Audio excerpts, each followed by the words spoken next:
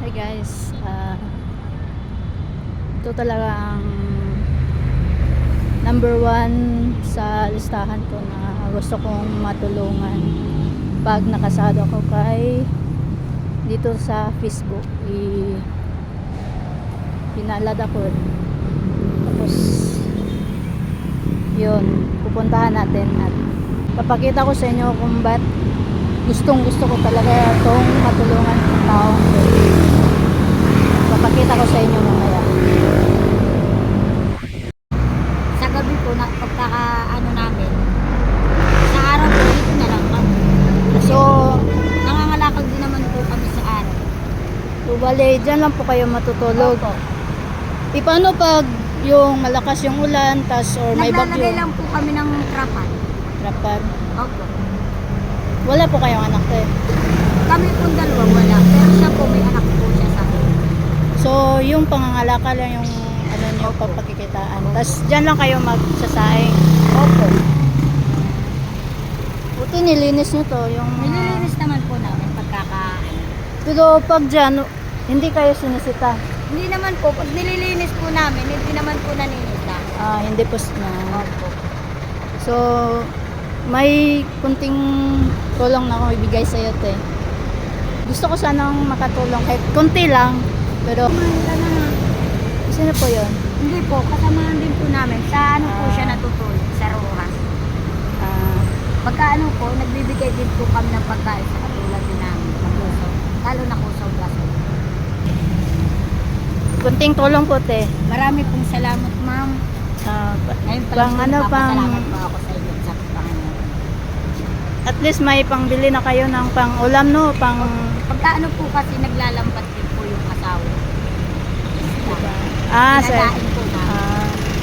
So, bale, nangangalakal, tapos, sige po, te. Salamat po, te. Marami pong salamat, ma'am. Opo. Sige po, te. So, yan guys. Dito po sila natutulog.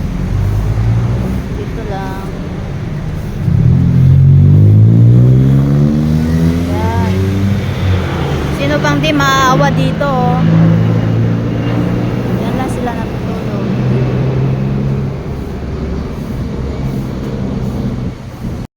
So, ayun na nga guys. Nandito na ako sa bahay namin. Ay, inuupahan pala. So, yun. Kaya yun. Isa din yun sa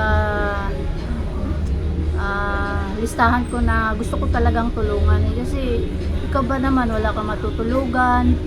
Yung, ganun lang. Tas, ako nga, nahihirapan ako maglakad ng nakapayong. Tas, kahit papuntang trabaho lang pag may bagyo, lalo na kaya sila, dun sila natutulog. Mahirap, di ba? Kahit mahirap lang kami, pero hindi naman sa ganung sitwasyon na yun, may matutulugan naman kami, may bahay naman kami. Nahihirapan nga kami pag may tulo yung bubong namin lalo na kaya sila. Kaya yun, parang pag nakita ko talaga, pag nadaanan ko sila nang papunta ako ng trabaho, yung ano nila, yung nababasa sila, parang nasasaktan din ako. Basta ewan ko lang, basta yun yung talaga yung nararamdaman ko, kaya yun ang saya-saya ko talaga guys na matulungan sila kahit kunting tulong lang, kasi yun yung pinangako kay sa Panginoon na makapagsahod ako, itutulong ko talaga sa kanila. So yun na guys, is ang grabe ang saya ko ngayon. Watch my next kung sino yung matutulungan ko pa.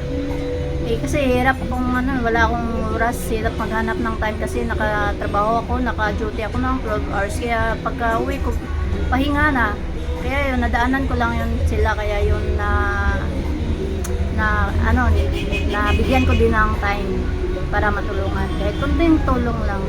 Saya na ako dun. Ang saya ko. Thanks guys, bye.